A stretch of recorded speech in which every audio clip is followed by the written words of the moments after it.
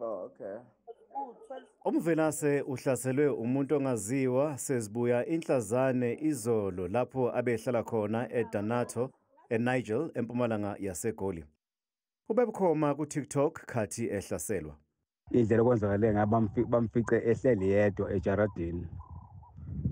Ngoba ufazi omningi nje manje asikabutholi and asikazi ukuthi kwenzekaleni okuyona eqondile ngoba nomuntu wahlala nawo ubengekho esemsebenzini. Okay, mase ngiza la enhlelweni zokufihla nokubekwa fowethu njengamanje asikabunaso isiqiniseko. Ngicela sobuya sikuveze lokho ngesimo sokuthi sihla senyuka ngendaba yakhe engicabanga ukuthi okuningi sizokuqeda kusukela Monday kuyale.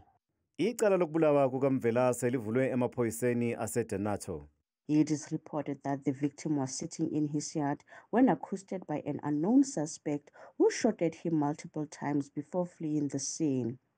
The motive of the attack is unknown at this stage and police investigations are underway. The deceased is said to have been a Maskandi music reviewer on TikTok.